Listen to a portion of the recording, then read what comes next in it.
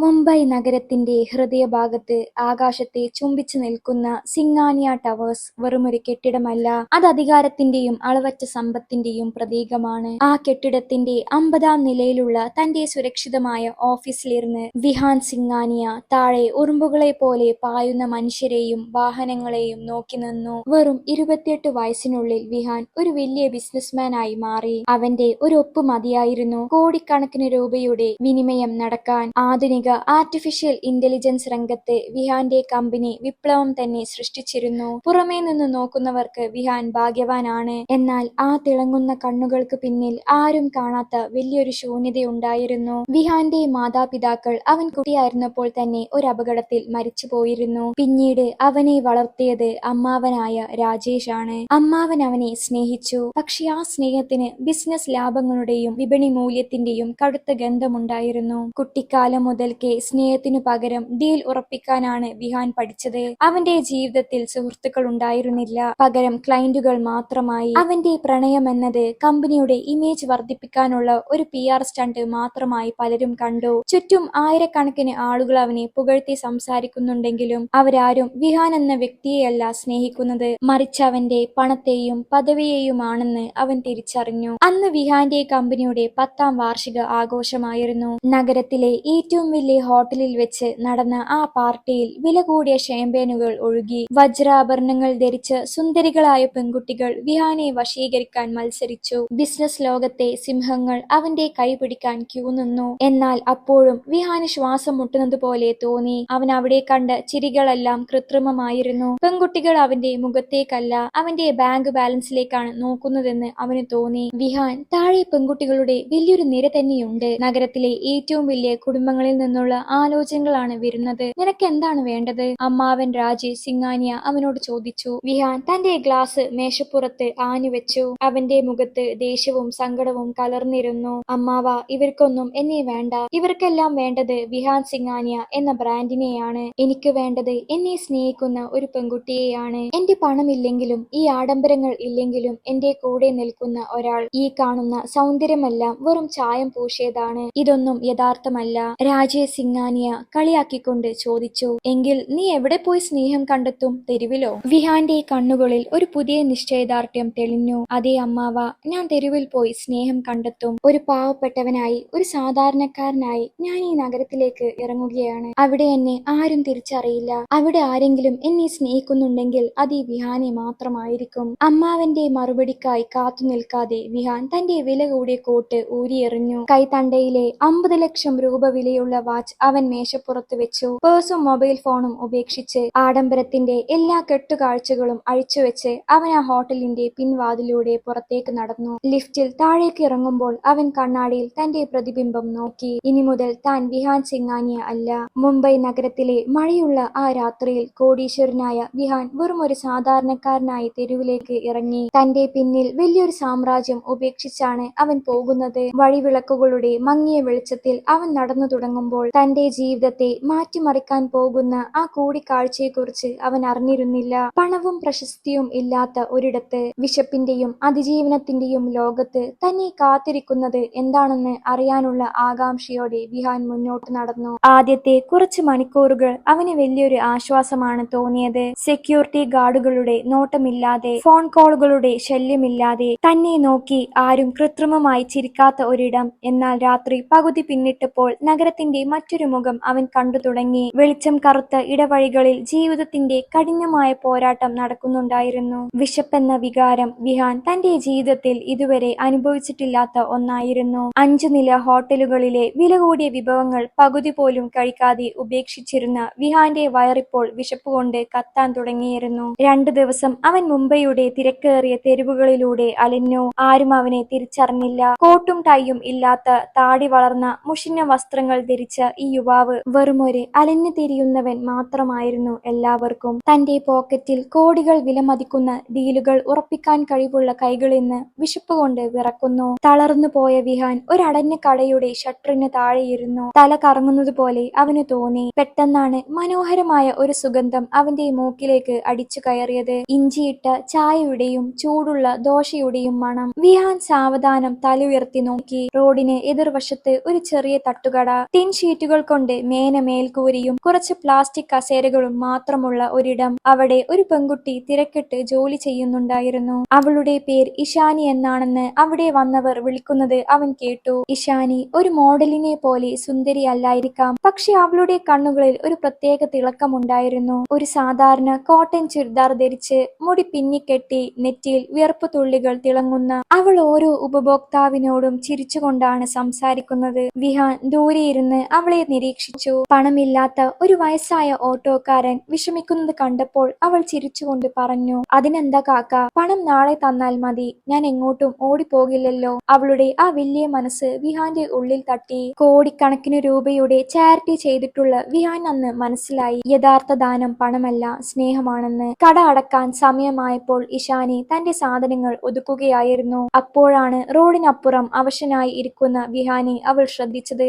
ആദ്യം അവൾ കരുതിയത് വല്ല മദ്യപാനിയുമാണെന്നാണ്. പക്ഷേ സൂക്ഷിച്ചു നോക്കിയപ്പോൾ അവന്റെ കണ്ണുകളിലെ ആഴത്തിലുള്ള സങ്കടവും തളർച്ചയും അവൾ തിരിച്ചറിഞ്ഞു. ഇഷാനി ബാക്കിയുള്ള 2 ദോശയും ഒരു കപ്പിൽ ചൂടുള്ള ചായയുമായി റോഡ് മുറിച്ചു കടന്ന് വിഹാന്റെ അടുത്തേക്ക് ചെന്നു. ദാ ഇത് കുടിച്ചോളൂ, നല്ല ചൂടുണ്ട്, ആശ്വാസം കിട്ടും, അവൾ വളരെ ശാന്തമായി പറഞ്ഞു. വിഹാൻ പതുക്കെ തല ഉയർത്തി നോക്കി. അവന്റെ ശബ്ദം തൊണ്ടയിൽ കുടുങ്ങിയിരുന്നു. എന്റെ കയ്യിൽ പണമില്ല, അവൻ പതറിക്കൊണ്ട് പറഞ്ഞു. ഇഷാനി ഒരു മുത്തശ്ശിയെ പോലെ കുലുങ്ങിച്ചിരിച്ചു. ഞാൻ പണം ചോദിച്ചില്ലല്ലോ. നിങ്ങളുടെ മുഖം കണ്ടാൽ നല്ല തറവാട്ടിൽ ജനിച്ച ആളാണെന്ന് തോന്നും. കാലം ചതിച്ചതാവാം. സാരമില്ല, ഒക്കെ ശരിയായിക്കോളും. ദാ ഇത് വാങ്ങൂ. വിഹാൻ വിറക്കുന്ന കൈകളോടെ ആ ചായക്കപ്പ് വാങ്ങി. ചായയുടെ ആദ്യത്തെ സിപ്പ് അവന്റെ തൊണ്ടയിലൂടെ ഇറങ്ങിയപ്പോൾ വല്ലാത്തൊരു ആശ്വാസം തോന്നി. തന്റെ ജീവിതത്തിൽ കഴിച്ച ഏറ്റവും വലിയ 5 സ്റ്റാർ ഡിന്നറുകളേക്കാൾ രുചി ആ 20 രൂപയുടെ ദോശക്കും ചായക്കും ഉണ്ടെന്ന് വിഹാൻ തിരിച്ചറിഞ്ഞു. ഇനിയും വേണോ? ഇഷാനി ആത്മാർത്ഥമായി ചോദിച്ചു.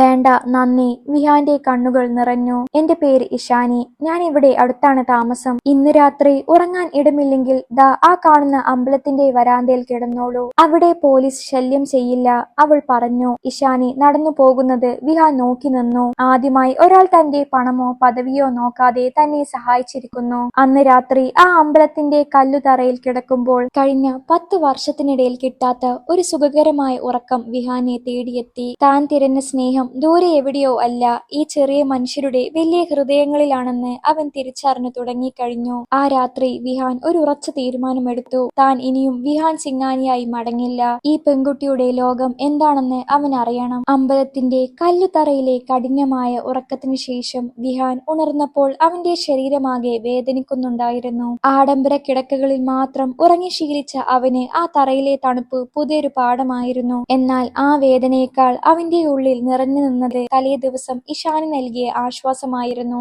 സൂര്യൻ ഉദിച്ചുയർന്നതിനു മുമ്പ് ഇഷാനി തന്റെ ചായക്കട തുറക്കാൻ എത്തിക്കഴിഞ്ഞു. വിഹാൻ സാവധാനം എഴുന്നേറ്റ് അവളുടെ കടക്കു മുന്നിലെത്തി. നിങ്ങൾ പോയില്ലേ? അവൾ അത്ഭുതത്തോടെ ചോദിച്ചു. എനിക്കൊരു ജോലി വേണം, വിഹാൻ പതറിക്കൊണ്ട് പറഞ്ഞു. എന്റെ കയ്യിൽ പണമില്ല, മടങ്ങാൻ ഒരിടവുമില്ല, എനിക്ക് നല്ല പണിയെടുക്കാൻ അറിയാം. ഇഷാനി അവനെ ഒന്ന് നോക്കി. അവന്റെ കൈകൾ മൃദുലമായിരുന്നു, മുഖത്ത് ഒരു കുലീനതയുണ്ടായിരുന്നു. നിങ്ങളുടെ കൈകൾ കണ്ടാൽ ഇതുവരെ അധ്വാനിച്ച ലക്ഷണമില്ലല്ലോ. പക്ഷെ എനിക്ക് ഒരാളുടെ സഹായം ആവശ്യമാണ്. കിലോ കണക്കിന് ഉരുളക്കിഴങ്ങ് ചുമക്കണം, പാത്രങ്ങൾ കഴുകണം, ചായ കൊടുക്കണം. ഇതിനൊന്നും മടിയുണ്ടാവില്ലല്ലോ? വിഹാൻ ഒന്ന് പുഞ്ചിരിച്ചു. ഇല്ല, എനിക്ക് മടിയൊന്നുമില്ല. ശരി, ദിവസവും 200 രൂപയും 3 നേരത്തെ ഭക്ഷണവും നൽകാം, സമ്മതമാണോ? ഇഷാനി ചോദിച്ചു. കോടിക്കണക്കിന് ബിസിനസ് ഡീലുകൾ നിമിഷ നേരം കൊണ്ട് ഉറപ്പിക്കുന്ന വിഹാൻ സിംഗാനിയ തന്റെ ജീവിതത്തിലെ ഏറ്റവും ചെറിയ എന്നാൽ ഏറ്റവും വിലപ്പെട്ട ഡീൽ ഉറപ്പിച്ചു. സമ്മതമാണ്, അവൻ പറഞ്ഞു. നിങ്ങളുടെ പേരെന്താ? ഇഷാനി ചോദിച്ചു. വിഹാൻ അവൻ പറയാൻ തുടങ്ങിയെങ്കിലും പെട്ടെന്ന് തിരുത്തി. വീർ, എന്റെ പേര് വീർ എന്നാണ്. അങ്ങനെ വിഹാൻ സിംഗാനിയ എന്ന പേരുപേക്ഷിച്ച് അവൻ വെറുമൊരു വീരായി മാറി. ആദ്യത്തെ ദിവസം വിഹാന് വലിയൊരു പരീക്ഷണമായിരുന്നു. ഇഷാനിയുടെ കൂടെ പുലർച്ചെ 5 മണിക്ക് മുംബൈയിലെ തിരക്കേറിയ പച്ചക്കറി ചന്തയിൽ പോകുന്നത് അവന് പുതിയ അനുഭവമായിരുന്നു. ആളുകൾ തമ്മിൽ തിക്കിത്തിരക്കുന്നു, ചെളി നിറഞ്ഞ റോഡുകൾ, വലിയ ശബ്ദത്തിൽ വിലവേശുന്ന കച്ചവടക്കാർ. അഴുക്കുപുരണ്ട ഉരുളക്കിഴങ്ങ് ചാക്കുകൾ തന്റെ തോളിൽ ചുമന്നപ്പോൾ അവന്റെ വില കൂടിയ വസ്ത്രങ്ങൾ കൂടുതൽ മുഷിഞ്ഞു. കൈകളിൽ തഴമ്പുകൾ വന്നു. പാത്രങ്ങൾ കഴുകുമ്പോൾ അവന്റെ വിരലുകൾ വേദനിച്ചു. ബിസിനസ് മീറ്റിംഗുകളിൽ മണിക്കൂറുകളോളം സംസാരിക്കുന്നതിനേക്കാൾ ക്ഷീണം ഈ ജോലിക്കുണ്ടെന്ന് അവന് മനസ്സിലായി. പക്ഷേ ആ ജോലിയിൽ ഒരു പ്രത്യേക സന്തോഷം അവന് തോന്നി. ഓരോ ചായക്കപ്പും കഴുകുമ്പോൾ തന്റെ പഴയ അഹങ്കാരങ്ങളെ കൂടിയാണ് കഴുകിക്കളയുന്നതെന്ന് വിഹാന് തോന്നി. ഉച്ചയ്ക്ക് ഇഷാനി തന്റെ വീട്ടിൽ നിന്നും കൊണ്ടുവന്ന ലളിതമായ ഭക്ഷണമാണ് അവർ കഴിച്ചത്. ചോറും പരിപ്പ് കറിയും കുറച്ചച്ചാറും. തന്റെ കൊട്ടാരത്തിൽ കഴിച്ച വിഭവസമൃദ്ധമായ സദ്യയേക്കാൾ രുചി ഈ ലളിതമായ ഭക്ഷണത്തിനുണ്ടെന്ന് വിഹാൻ തിരിച്ചറിഞ്ഞു. ഭക്ഷണം കഴിക്കുന്നതിനിടയിൽ ഇഷാനി തന്റെ ജീവിതത്തെക്കുറിച്ച് സംസാരിച്ചു. അച്ഛന് സുഖമില്ല, അദ്ദേഹം കിടപ്പിലാണ്. അനിയന്റെ പഠനവും വീട്ടുചെലവും അച്ഛന്റെ മരുന്നും എല്ലാം ഈ ചെറിയ കടയിൽ നിന്നുള്ള വരുമാനം കൊണ്ടാണ് നടക്കുന്നത്. എനിക്ക് ക്ഷീണം തോന്നാറില്ല വീർ, കാരണം എന്റെ കുടുംബമാണ് എന്റെ കരുത്ത്. ഇഷാനി ഇത്രത്തോളം ആത്മാഭിമാനമുള്ളവളാണെന്ന് വിഹാൻ മനസ്സിലാക്കി. ഓരോ രൂപയും അവൾ അധ്വാനിച്ചുകൊണ്ടുണ്ടാക്കുന്നതാണ്. സ്നേഹത്തിനു പകരമായി ഒന്നും പ്രതീക്ഷിക്കാത്ത അവളുടെ പ്രകൃതം വിഹാനെ അതിശയിപ്പിച്ചു.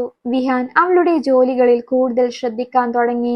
അവൾ തളരുമ്പോൾ അവൻ കൂടുതൽ ജോലി ഏറ്റെടുത്തു. വൈകുന്നേരമായപ്പോൾ വിഹാൻ കടയുടെ മുന്നിൽ ചായ കൊടുക്കാൻ തുടങ്ങി. വിഹാന്റെ പെരുമാറ്റം അവിടെ വരുന്ന സ്ഥിരം ആളുകൾക്കും ഇഷ്ടപ്പെട്ടു തുടങ്ങി. അവന്റെ സംസാരത്തിലെ മര്യാദയും വിനയവും എല്ലാവരെയും ആകർഷിച്ചു. ദിവസം അവസാനിച്ചപ്പോൾ ഇഷാനി അവന്റെ കയ്യിൽ 200 രൂപയുടെ നോട്ട് വെച്ചു കൊടുത്തു. ഇതാ നിങ്ങളുടെ ആദ്യത്തെ ശമ്പളം. ആ നോട്ട് വാങ്ങിയപ്പോൾ വിഹാന് തോന്നിയ അഭിമാനം തന്റെ കമ്പനിയുടെ ലാഭം കോടികൾ കടന്നപ്പോൾ പോലും തോന്നിയിട്ടില്ലായിരുന്നു. അവൻ ആ പണം നെഞ്ചോട് ചേർത്ത് പിടിച്ചു. താൻ തിരഞ്ഞ സ്നേഹം ഈ ചെറിയ കടയുടെ പുകക്കും തിരക്കിനുമിടയിൽ ഒളിച്ചിരിപ്പുണ്ടെന്ന് അവൻ ഉറപ്പിച്ചു. എന്നാൽ ഈ സമാധാനം അധികകാലം നീണ്ടു നിൽക്കില്ലെന്ന് അവൻ അറിഞ്ഞിരുന്നില്ല.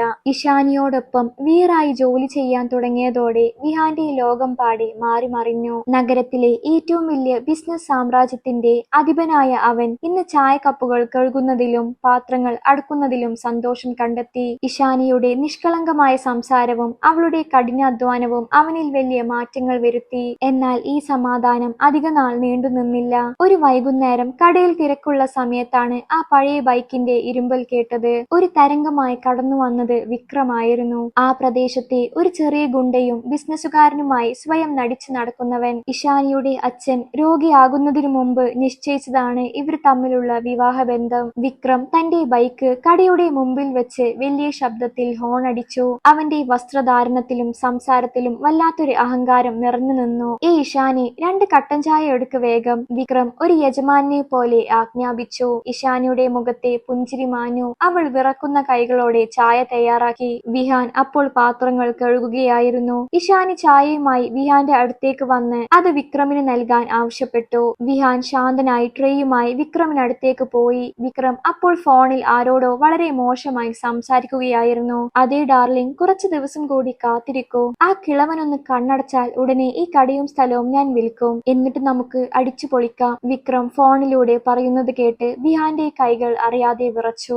ദേഷ്യം കൊണ്ട് വിഹാന്റെ നിയന്ത്രണം അല്പം തെറ്റി. ചായക്കപ്പിൽ നിന്നും ഏതാനും തുള്ളികൾ വിക്രമിന്റെ പാന്റിലേക്ക് തെറിച്ചു. വിക്രം സിംഹത്തെ പോലെ അലറി. അന്ധനാണോടാ നീ? നോക്കി നടക്കാൻ അറിയില്ലേ? അവൻ വിഹാനെ ആനു തള്ളി. വിഹാൻ പിന്നിലേക്ക് വീണു. വിക്രമിന്റെ ആക്രോശം കേട്ട് ഇഷാനി ഓടി വന്നു. ക്ഷമിക്കണം വിക്രം, അവൻ പുതിയ ആളാണ്, ഞാനത് വൃത്തിയാക്കി തരാം. ഇഷാനി തന്റെ ഷോൾ തുമ്പ് കൊണ്ട് അവന്റെ പാന്റ് തുടക്കാൻ ശ്രമിച്ചു. മാറി നിൽക്കടി, ഇങ്ങനെയുള്ള തെണ്ടികളെയാണോ നീ ജോലിക്ക് വെച്ചിരിക്കുന്നത്? ഇവനൊക്കെ തെരുവിലാണ് കഴിയേണ്ടത്. വിക്രം വിഹാനെ നോക്കി പുച്ഛിച്ചു. വിഹാന്റെ ഉള്ളിൽ വല്ലാത്തൊരു അഗ്നി പടരുന്നുണ്ടായിരുന്നു. വിഹാൻ സിംഗാനിയ എന്ന നിലയിൽ അവനൊരു വിരൽ അനക്കിയാൽ വിക്രം എന്ന വ്യക്തിയെ നഗരത്തിൽ നിന്നും തുടച്ചു നീക്കാൻ അവന് കഴിയും. പക്ഷെ അവനിപ്പോൾ വെറുമൊരു വീറാണ്. അവൻ തന്റെ ദേഷ്യം കടിച്ചമർത്തി. വിക്രം അവിടെ നിർത്താതെ ഇഷാനിയെ കളിയാക്കാൻ തുടങ്ങി. പിന്നെ കേട്ടോ, നാളെ എന്റെ ജന്മദിനമാണ്. നഗരത്തിലെ വലിയൊരു ഹാളിൽ പാർട്ടിയുണ്ട്. എനിക്ക് 5000 രൂപ വേണം. സുഹൃത്തുക്കൾക്ക് പാർട്ടി കൊടുക്കണം. വിക്രം, ഇപ്പോൾ അച്ഛന്റെ മരുന്നിന് തന്നെ പണം തികയുന്നില്ല. എന്റെ കയ്യിൽ അത്രയും പണമില്ല, ഇഷാനി ദയനീയമായി പറഞ്ഞു. അതൊന്നും എനിക്കറിയണ്ട. പണം എവിടെ നിന്നെങ്കിലും സംഘടിപ്പിക്കണം. ഇല്ലെങ്കിൽ ഈ കട ഞാൻ ഒഴിപ്പിക്കും. പിന്നെ നിന്റെ അച്ഛന്റെ കാര്യം ഓർക്കേണ്ട. നാളെ പാർട്ടിയിൽ ഭക്ഷണം വിളമ്പാനും പാത്രം കഴുകാനും നീ ഉണ്ടാകണം. നിന്റെ ഈ പുതിയ ആളെയും കൂട്ടിക്കോ. വിക്രം ഉറക്കെ ചിരിച്ചുകൊണ്ട് ബൈക്ക് ഓടിച്ചു പോയി. ഇഷാനി അവിടെ ഇരുന്ന് പൊട്ടിക്കരഞ്ഞു. വിഹാൻ അവളുടെ അരികിലെത്തി. അവളുടെ തോളിൽ കൈവച്ചു. കരയരുത് ഇഷാനി, എല്ലാം ശരിയാകും, അവൻ ആശ്വസിപ്പിച്ചു. എങ്ങനെ വീർ? വിക്രം ക്രൂരനാണ്. അവന് പണം കിട്ടിയില്ലെങ്കിൽ അവൻ അച്ഛനെ ഉപദ്രവിക്കും. എനിക്കെന്റെ കട നഷ്ടമായാൽ ഞങ്ങൾ വഴിയിലാകും, അവൾ വിതുമ്പി. വിഹാന്റെ മനസ്സിൽ അപ്പോൾ മറ്റൊരു പ്ലാൻ തയ്യാറാവുകയായിരുന്നു. വിക്രം പറഞ്ഞ ആ പാർട്ടി വെറുമൊരു ജന്മദിന ആഘോഷമായിരിക്കില്ലെന്ന് അവന് തോന്നി. വിക്രം ഫോണിൽ സംസാരിച്ച ആ ഡാർലിംഗ് ആരായിരിക്കും? വിഹാന്റെ പഴയ ജീവിതവുമായി ബന്ധപ്പെട്ട ആരെങ്കിലും ആയിരിക്കുമോ അത്? ഇഷാനിയെ ഈ ചതിയിൽ നിന്നും രക്ഷിക്കാൻ തന്റെ പഴയ അധികാരം ഉപയോഗിക്കേണ്ടി വരുമെന്ന് വിഹാൻ തിരിച്ചറിഞ്ഞു. എങ്കിലും ഇഷാനിക്ക് മുന്നിൽ തന്റെ രഹസ്യം വെളിപ്പെടുത്താൻ അവൻ തയ്യാറായിരുന്നില്ല. വിക്രമിന്റെ ജന്മദിന പാർട്ടിയുള്ള ദിവസം ഇഷാനിയുടെ മനസ്സ് വല്ലാതെ അസ്വസ്ഥമായിരുന്നു. തന്റെ അച്ഛന്റെ മരുന്നിനുള്ള പണം പോലുമില്ലാതെ കഷ്ടപ്പെടുമ്പോഴാണ് വിക്രം പാർട്ടി നടത്താൻ നിർബന്ധിക്കുന്നത്. വിഹാന്റെ സഹായത്തോടെ ഇഷാനി പാർട്ടിക്കുള്ള ഭക്ഷണമെല്ലാം തയ്യാറാക്കി. നഗരത്തിലെ ഒരു സാധാരണ കല്യാണ മണ്ഡപത്തിലായിരുന്നു പാർട്ടി. അവിടെ എത്തിയപ്പോഴാണ് വിഹാന് മനസ്സിലായത് ഇതൊരു സാധാരണ ജന്മദിന ആഘോഷമല്ലെന്ന്. ഹാളിനു മുന്നിൽ വലിയ ഫ്ലെക്സുകൾ തൂക്കിയിരിക്കുന്നു. വിക്രമിന്റെയും മറ്റൊരു സുന്ദരിയായ പെൺകുട്ടിയുടെയും ചിത്രങ്ങൾ അതിലുണ്ട്. ഹാളിനുള്ളിലേക്ക് വിഹാനും ഇഷാനിയും ഭക്ഷണ സാധനങ്ങളുമായി പ്രവേശിച്ചു. വിഹാൻ ആരെങ്കിലും തിരിച്ചറിയാതിരിക്കാൻ ഒരു മാസ്ക് ധരിച്ചിരുന്നു. ഹാളിന്റെ നടുവിൽ വിക്രം മനോഹരമായ സ്യൂട്ട് ധരിച്ചു നിൽക്കുന്നു. അവന്റെ കൂടെ നിൽക്കുന്ന പെൺകുട്ടിയെ കണ്ടപ്പോൾ വിഹാന്റെ ശ്വാസം ഒരു നിമിഷം നിലച്ചുപോയി. അത് നതാഷ മെഹർ ആയിരുന്നു. നഗരത്തിലെ പ്രമുഖ ബിസിനസ് ഗ്രൂപ്പായ മെഹർ ഗ്രൂപ്പിന്റെ ഏക അവകാശി. പണ്ട് വിഹാൻ സിംഗാനിയെ വിവാഹം കഴിക്കാൻ ആഗ്രഹിക്കുകയും വിഹാൻ അവരെ പുച്ഛിച്ച് തള്ളുകയും ചെയ്തിട്ടുള്ള പെൺകുട്ടി. നതാഷക്ക് വിക്രമിനെ പോലെ ഒരു ഗുണ്ടയുമായി എന്ത് ബന്ധമെന്ന് വിഹാൻ അത്ഭുതപ്പെട്ടു. വിക്രം സ്റ്റേജിലേക്ക് കയറി മൈക്ക് കയ്യിലെടുത്തു. സുഹൃത്തുക്കളെ, ഇന്നെന്റെ ജന്മദിനം മാത്രമല്ല, എന്റെ ജീവിതത്തിലെ വലിയൊരു പ്രഖ്യാപനത്തിനുള്ള ദിവസം കൂടിയാണ്. ഞാൻ എന്റെ ജീവിത പങ്കാളിയെ നിങ്ങൾക്ക് പരിചയപ്പെടുത്തുന്നു, നതാഷ മെഹർ. ഹാളിൽ വലിയ കയ്യടികൾ ഉയർന്നു. ഇഷാനി തകർന്നുപോയി. തന്റെ അച്ഛൻ ഉറപ്പിച്ച വിവാഹബന്ധം, തന്റെ ജീവിതമെന്ന് കരുതിയ ആൾ ഇന്ന് മറ്റൊരു പെൺകുട്ടിയുടെ കൂടെ നിൽക്കുന്നു. ഇഷാനിയുടെ കണ്ണുകളിൽ നിന്നും കണ്ണുനീർ ഒഴുകി. പക്ഷേ വിക്രം അവിടെ നിർത്താൻ തയ്യാറായിരുന്നില്ല.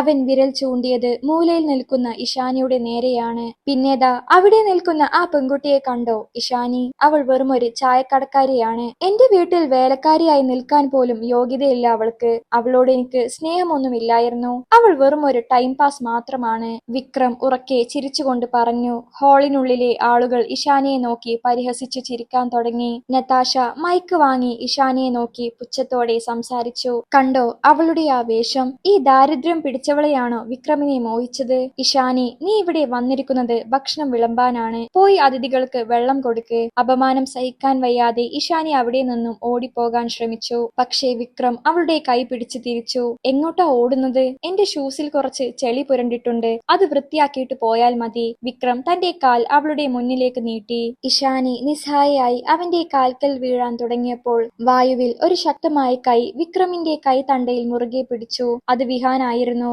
മാസ്കിനുള്ളിലെ അവന്റെ കണ്ണുകൾ അഗ്നിപർവ്വതം പോലെ ജ്വലിക്കുന്നുണ്ടായിരുന്നു. വിഹാൻ വിക്രമിനെ ആഞ്ഞു തള്ളി. അവളുടെ ദേഹത്ത് ഇനിയൊരു വിരൽ പോലും തൊട്ടുപോകരുത്. വിഹാന്റെ ശബ്ദം ആ ഹാളിലെ സംഗീതത്തെ പോലും നിശബ്ദമാക്കി. എട വേലക്കാരാ, നീ എന്നെ പഠിപ്പിക്കാൻ വരുന്നോ? വിക്രം വിഹാനെ അടിക്കാൻ കൈയോങ്ങി. പക്ഷേ വിഹാൻ മിന്നൽ വേഗത്തിൽ ആ കൈ പിടിച്ചു തിരിച്ചു. വിക്രമിന്റെ നിലവിളി ഹാൾ മുഴുവൻ മുഴങ്ങി. നതാഷ ദേഷ്യത്തോടെ മുന്നോട്ട് വന്നു. നീ ആരാണ്? നിനക്കെന്നെ അറിയില്ല. ഞാൻ വിഹാൻ സിംഗാനിയുടെ വധു ആകേണ്ടവളാണ്, അവൾ ഒച്ചത്തിൽ പറഞ്ഞു. വിഹാൻ തന്റെ മാസ്ക് പതുക്കെ മാറ്റി. അവന്റെ മുഖത്തെ ആ ഗാംഭീര്യം കണ്ടപ്പോൾ നതാഷയുടെ ശ്വാസം നിലച്ചു. ആ കണ്ണുകൾ, ആ മുഖം, അവൾ അത്ഭുതത്തോടെയും ഭയത്തോടെയും നോക്കി നിന്നു. പക്ഷേ വിഹാൻ ആരെയും ഒന്നും പറയാൻ അനുവദിച്ചില്ല. അവൻ ഇഷാനിയുടെ കൈ പിടിച്ചു. നമുക്ക് പോകാം ഇഷാനി, ഇവിടെ നിനക്ക് അപമാനം മാത്രമേയുള്ളൂ. ഹാളിന് പുറത്തിറങ്ങിയതും ഇഷാനി വിഹാന്റെ കൈവിട്ടു. അവൾ പൊട്ടിക്കരഞ്ഞു. വിക്രം എന്നെ ചതിച്ചു വീർ. ഇനി അച്ഛന്റെ മരുന്നിന് എന്തു ചെയ്യും? അവൻ കട ഒഴിപ്പിക്കും, അവൾ വിതുമ്പി. വിഹാൻ അവളുടെ തോളിൽ കൈവച്ചു. ഇഷാനി, ഞാൻ ഉള്ളപ്പോൾ നിനക്കൊന്നും സംഭവിക്കില്ല. വിക്രമിനും നതാഷക്കും അവരുടെ പാഠം ഞാൻ നൽകും. നീ വീട്ടിലേക്ക് പോകൂ, ഞാൻ ഉടനെ വരാം. ഇഷാനിയെ അയച്ച ശേഷം വിഹാൻ ദൂരെയുള്ള ഒരു ഫോൺ ബൂത്തിലേക്ക് നടന്നു. അവൻ ഒരു നമ്പർ ഡയൽ ചെയ്തു. ഹലോ, ഞാൻ വിഹാൻ സിംഗാനിയാണ് സംസാരിക്കുന്നത്. എന്റെ ലൊക്കേഷൻ ട്രേസ് ചെയ്യൂ. എനിക്കെന്റെ ടീമിനെ വേണം. നാളെ നേരം വെളുക്കുമ്പോഴേക്കും വിക്രമിന്റെയും നതാഷയുടെയും സാമ്രാജ്യം തകരണം. വിഹാന്റെ പഴയ അധികാരം തിരിച്ചു വരികയായിരുന്നു. പക്ഷേ ഇഷാനിയുടെ മുന്നിൽ താൻ ആരാണെന്ന് വെളിപ്പെടുത്താൻ അവൻ ഭയമായിരുന്നു. സ്നേഹത്തിനു പകരമായി അവൾ തന്നെ വെറുക്കുമോ എന്ന് അവൻ ഭയന്നു. എങ്കിലും ഇഷാനിയുടെ കണ്ണുനീരിന് കാരണക്കാരനായവരെ വെറുതെ വിടാൻ വിഹാൻ തയ്യാറായില്ല. അടുത്ത ദിവസം പുലർച്ചെ ഇഷാനി ഉണർന്നത് വല്ലാത്തൊരു ഭയത്തോടെയാണ്. വിക്രം പറഞ്ഞതുപോലെ അവൾക്ക് 5000 രൂപ സംഘടിപ്പിക്കാൻ കഴിഞ്ഞില്ല. കട ഒഴിപ്പിക്കുമെന്ന ഭീഷണി അവളുടെ മനസ്സിൽ തീ കോരിയിട്ടു. അവൾ കടയിലേക്ക് നടക്കുമ്പോൾ അവിടെ വലിയൊരു തിരക്ക് കണ്ടു. തന്റെ കടയുടെ മുന്നിൽ ഒരു വലിയ കറുത്ത ആഡംബര കാർ പാർക്ക് ചെയ്തിരിക്കുന്നു. ചുറ്റും സ്യൂട്ട് ധരിച്ച 6 അടി പൊക്കമുള്ള സെക്യൂരിറ്റി ഗാർഡുകളും നിൽക്കുന്നു. നാട്ടുകാരെല്ലാം അത്ഭുതത്തോടെ നോക്കി നിൽക്കുന്നു. കാറിനുള്ളിൽ നിന്നും സ്യൂട്ട് ധരിച്ച് ഒരു മാന്യൻ ഇറങ്ങി ഇഷാനിയുടെ അടുത്തേക്ക് വന്നു. "നിങ്ങളാണോ ഇഷാനി?" അദ്ദേഹം ചോദിച്ചു. "അതെ, ഞാൻ തന്നെയാണ്. നിങ്ങൾ ആരാണ്?" അവൾ പേടിയോടെ ചോദിച്ചു. "ഞാൻ സിംഗാനിയ ഗ്രൂപ്പിന്റെ പ്രതിനിധിയാണ്. നിങ്ങളുടെ അച്ഛന്റെ ചികിത്സാ രേഖകൾ ഞങ്ങൾ പരിശോധിച്ചു. അദ്ദേഹത്തെ നഗരത്തിലെ ഏറ്റവും മികച്ച ഹോസ്പിറ്റലിലേക്ക് മാറ്റാൻ വിഹാൻ സിംഗാനിയ സാർ ഉത്തരവിട്ടിട്ടുണ്ട്. ഇതാ നിങ്ങളുടെ അച്ഛന്റെ ഓപ്പറേഷനുള്ള ചെക്ക്." അദ്ദേഹം ഒരു കവർ ഇഷാനിയുടെ കയ്യിൽ വെച്ചുകൊടുത്തു. ഇഷാനിക്ക് വിശ്വസിക്കാനായില്ല. "വിഹാൻ സിംഗാനിയോ? എനിക്ക് അദ്ദേഹത്തെ അറിയില്ലല്ലോ. എന്തിനാണ് അദ്ദേഹം എന്നെ സഹായിക്കുന്നത്?" "എല്ലാം വൈകാതെ നിങ്ങൾ അറിയും" എന്ന് പറഞ്ഞ് അദ്ദേഹം വണങ്ങി മടങ്ങി. അപ്പോഴും ദൂരെ മാറി നിന്ന് വിഹാൻ ഇതെല്ലാം നോക്കുന്നുണ്ടായിരുന്നു. അവന്റെ മുഖത്ത് ഒരു ചെറിയ പുഞ്ചിരി വിരിഞ്ഞു. ഇഷാനി സന്തോഷത്തോടെ വീറിനടുത്തേക്ക് ഓടി വന്നു. "വീർ, നോക്കൂ, ദൈവം ഒരു മാലാഖയെ അയച്ചു. ആരോ വലിയൊരു കോടീശ്വരൻ നമ്മളെ സഹായിക്കുന്നു. അച്ഛനെ രക്ഷിക്കാൻ കഴിയും വീർ." അവൾ സന്തോഷം കൊണ്ട് അവനെ കെട്ടിപ്പിടിച്ചു. വിഹാൻ അവളുടെ സന്തോഷത്തിൽ പങ്കുചേർന്നു. എങ്കിലും തന്റെ യഥാർത്ഥ മുഖം വെളിപ്പെടുത്താനുള്ള സമയം ഇതല്ലെന്ന് അവൻ ഉറപ്പിച്ചു. പക്ഷേ വിക്രം അപ്പോഴും അടങ്ങിയിരുന്നില്ല.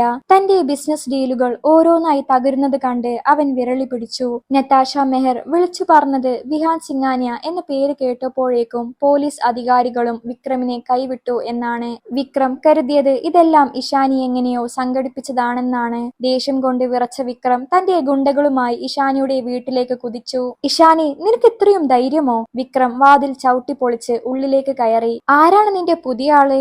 അവനോട് പറഞ്ഞേക്ക് വിക്രമിനെ തകർക്കാൻ ആർക്കും കഴിയില്ലെന്ന്." അവൻ ഇഷാനിയുടെ കൈ പിടിച്ച് വലിച്ചു. "ഇന്ന് നിന്നെ ഞാൻ ജീവനോടെ വിടില്ല." പെട്ടെന്ന് വീടിനു പുറത്ത് വലിയൊരു വെളിച്ചം പടർന്നു. ഒരു ഡസനോളം കാറുകൾ ഇഷാനിയുടെ വീടിന് ചുറ്റും വന്നു നിന്നു. വിക്രം പുറത്തേക്ക് നോക്കിയപ്പോൾ ഞെട്ടിപ്പോയി. പോലീസ് വണ്ടികളും സിംഗാനിയ ഗ്രൂപ്പിന്റെ കാറുകളും അവിടെയുണ്ട്. കാറിൽ നിന്നും ഇറങ്ങിയത് പഴയ വീർ ആയിരുന്നില്ല.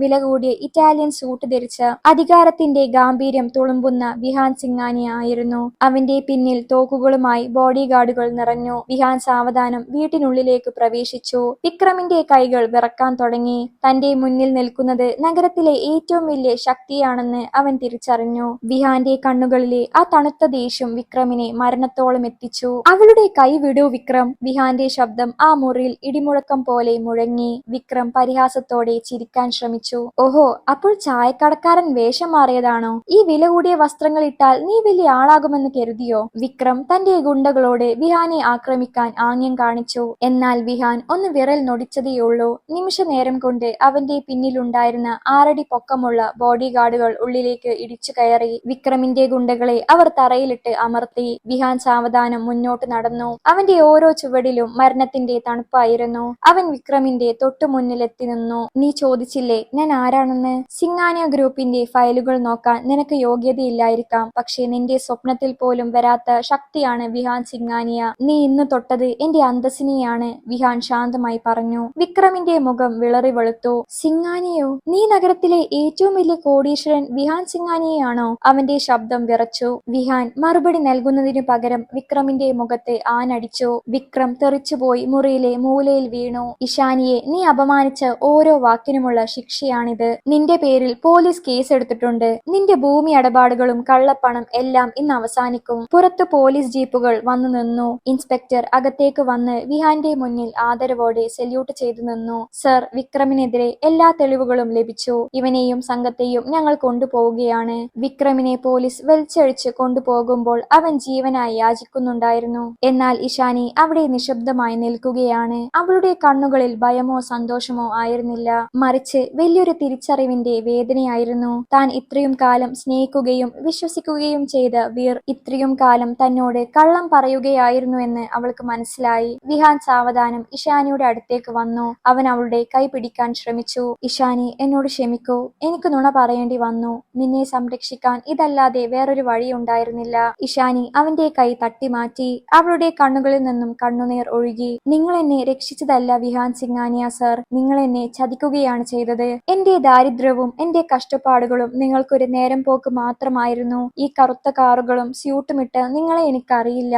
എനിക്ക് എന്റെ വീറിനെ മാത്രമേ അറിയൂ." "പക്ഷെ വീർ എന്നൊരാൾ ഒരിക്കലും ഉണ്ടായിരുന്നില്ല അല്ലേ?" ഇഷാനിയുടെ ചോദ്യത്തിനു മുന്നിൽ വിഹാൻ നിശബ്ദനായി. ലോകം കീഴടക്കിയ കോടീശ്വരൻ ഒരു പാവപ്പെട്ട പെൺകുട്ടിയുടെ സത്യസന്ധമായ വേദനയ്ക്ക് മുന്നിൽ തോറ്റു തോറ്റുപോയി. അധികാരം കൊണ്ട് വിക്രമിനെ തോൽപ്പിക്കാൻ അവന് കഴിഞ്ഞു. പക്ഷേ സ്നേഹം കൊണ്ട് ഇഷാനിയെ സ്വന്തമാക്കാൻ അവന് കഴിഞ്ഞില്ല. ഇഷാനി വീട്ടിനുള്ളിലേക്ക് കയറി വാതിലടച്ചു. വിഹാൻ തകർന്നു പോയ മനസ്സുമായി തന്റെ ആഡംബര കാറിലേക്ക് തിരിച്ചു നടന്നു. വിജയിച്ചിട്ടും തോറ്റുപോയ ഒരു മനുഷ്യനായി വിഹാൻ മാറി. വിക്രം ജയിലിലായതോടെ എല്ലാം അവസാനിച്ചുവെന്നാണ് വിഹാൻ കരുതിയത്. എന്നാൽ യഥാർത്ഥ ശത്രു പുറത്തുണ്ടായിരുന്നു. നതാഷ മെഹർ തന്റെ പരാജയത്തിൽ കടുത്ത ദേഷ്യത്തിലായിരുന്നു. വിഹാൻ സിംഗാനിയ ഒരു ചായക്കടക്കാരിക്ക് വേണ്ടി തന്നെ അപമാനിച്ചുവെന്നത് അവൾക്ക് സഹിക്കാനായില്ല. വിഹാൻ, നീ സ്നേഹിക്കുന്നതിനെ ഞാൻ ഇല്ലാതെയാക്കും. നതാഷ തന്റെ ഓഫീസിലിരുന്ന് ശപഥം ചെയ്തു. അടുത്ത ദിവസം രാവിലെ ഇഷാനി തന്റെ കട തുറക്കാൻ എത്തിയപ്പോൾ കണ്ട കാഴ്ച ഭയാനകമായിരുന്നു. അവളുടെ കടക്ക് ചുറ്റും പോലീസ് ബാരിക്കേഡുകൾ ഉയർന്നിരിക്കുന്നു. ഒരു വലിയ ബോർഡും കടക്ക് അഭിമുഖമായി നിൽക്കുന്നു.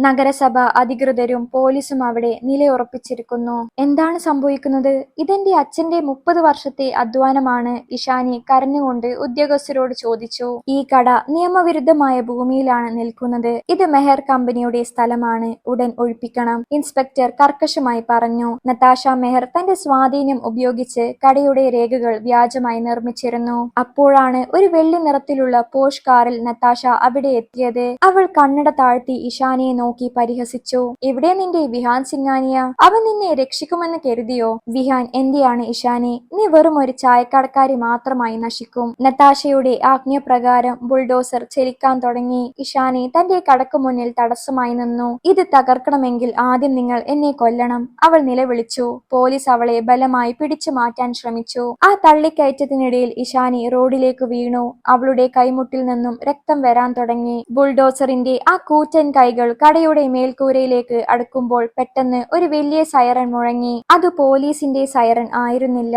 ഒരു നീണ്ട കറുത്ത കാറുകളുടെ നിര അവിടേക്ക് പാഞ്ഞു വന്നു. ഏറ്റവും മുന്നിലെ കാറിൽ നിന്നും വിഹാൻ സിംഗാനിയ പുറത്തിറങ്ങി. അവന്റെ മുഖത്ത് ഇത്തവണ ശാന്തതയുണ്ടായിരുന്നില്ല, മറിച്ച് വരാനിരിക്കുന്ന കൊടുങ്കാറ്റിന്റെ ഭീകരതയായിരുന്നു. "നിർത്തൂ!" വിഹാന്റെ ശബ്ദം ആ പ്രദേശം മുഴുവൻ കുലുക്കി. ബുൾഡോസർ ഡ്രൈവർ ഭയന്ന് യന്ത്രം നിർത്തി. വിഹാൻ നേരെ നടന്നത് നതാഷയുടെ അടുത്തേക്കാണ്. അവന്റെ ഓരോ ചുവടിലും പ്രതികാരത്തിന്റെ അഗ്നിയുണ്ടായിരുന്നു. നതാഷയുടെ മുഖത്തെ ദേഷ്യം പതുക്കെ ഭയത്തിന് വഴിമാറാൻ തുടങ്ങി. വിഹാൻ തന്റെ കയ്യിലുണ്ടായിരുന്ന ഒരു ഫയൽ നതാഷക്ക് നേരെ നീട്ടി. "നിന്റെ കളി അവസാനിച്ചു നതാഷ. ഈ ഭൂമി മെഹർ ഗ്രൂപ്പിന്റേതല്ല. ഇത് 30 വർഷം മുമ്പ് ഇഷാനിയുടെ അച്ഛൻ നിയമപരമായി വാങ്ങിയതാണ്. നതാഷ മെഹർ വ്യാജരേഖകൾ ചമച്ച് നഗരസഭയെ തെറ്റിദ്ധരിപ്പിക്കുകയാണ്," വിഹാന്റെ വക്കീൽ ഉറക്കെ പ്രഖ്യാപിച്ചു. അതോടൊപ്പം നതാഷയുടെ കമ്പനിയിൽ നടന്ന കോടിക്കണക്കിന് രൂപയുടെ നികുതി വെട്ടിപ്പിന്റെ രേഖകളും വിഹാൻ പുറത്തുവിട്ടു. നതാഷ വിഹാന്റെ മുന്നിൽ തകർന്നുപോയി. "വിഹാൻ, പ്ലീസ് എന്നോട് ക്ഷമിക്കൂ. ഞാൻ സ്നേഹം കൊണ്ടാണ് ഇതെല്ലാം ചെയ്തത്." അവൾ കരഞ്ഞുകൊണ്ട് അവന്റെ കാൽക്കൽ വീണു. എന്നാൽ വിഹാന്റെ കണ്ണുകളിൽ ദയയുണ്ടായിരുന്നില്ല. "സ്നേഹം മറ്റുള്ളവരെ തകർക്കാനല്ല നതാഷ, അവരെ ചേർത്തു പിടിക്കാനാണ്. നീ ഇന്നൊരു പാവപ്പെട്ട പെൺകുട്ടിയുടെ അധ്വാനത്തെയാണ് പരിഹസിച്ചത്. നിയമം അതിന്റെ വഴിക്ക് പോകും." പോലീസ് നതാഷയെ കൈവിലങ്ങിട്ട് കൊണ്ടുപോയി. ബുൾഡോസർ അവിടെ നിന്നും പിൻവാങ്ങി. ജനക്കൂട്ടം പിരിഞ്ഞു പോയപ്പോൾ വിഹാൻ സാവധാനം ഇഷാനിയുടെ അടുത്തേക്ക് നടന്നു. അവൾ പൊടിപുരണ്ട വസ്ത്രങ്ങളുമായി റോഡരികിൽ തളർന്നിരിക്കുകയായിരുന്നു. അവളുടെ കൈമുട്ടിൽ നിന്നും രക്തം വരുന്നത് കണ്ടപ്പോൾ വിഹാന്റെ ഹൃദയം നൊന്തു. അവൻ തന്റെ വില കൂടിയ തൂവാല എടുത്ത് അവളുടെ മുറിവ് തുടക്കാൻ ശ്രമിച്ചു. "ഇഷാനി, ഞാൻ വൈകിപ്പോയി, എന്നോട് ക്ഷമിക്കൂ," വിഹാൻ പറഞ്ഞു. ഇഷാനി അവന്റെ കണ്ണുകളിലേക്ക് നോക്കി. ആ കണ്ണുകളിൽ പഴയ വീറിന്റെ അതേ നിഷ്കളങ്കത അവൾ കണ്ടു. "നിങ്ങൾ വിഹാൻ സിംഗാനിയാണോ അതോ വീറാണോ?" അവൾ വിതുമ്പിക്കൊണ്ട് ചോദിച്ചു. "ഞാൻ നിന്റെ വീറാണ് ഇഷാനി. ഈ സ്യൂട്ടും കാറുമെല്ലാം വെറും വേഷങ്ങൾ മാത്രമാണ്. നിന്റെ കൂടെ ചായക്കപ്പുകൾ കഴുകുമ്പോഴാണ് ഞാൻ ശരിക്കുള്ള സമാധാനം അനുഭവിച്ചത്. നിനക്ക് വേണ്ടി ഞാൻ എന്തും ഉപേക്ഷിക്കാൻ തയ്യാറാണ്." വിഹാൻ അവളുടെ കൈകൾ ചേർത്തു പിടിച്ചു. ഇഷാനിയുടെ ഉള്ളിലെ ദേഷ്യം അലിഞ്ഞുപോയി. വിഹാന്റെ പണമല്ല,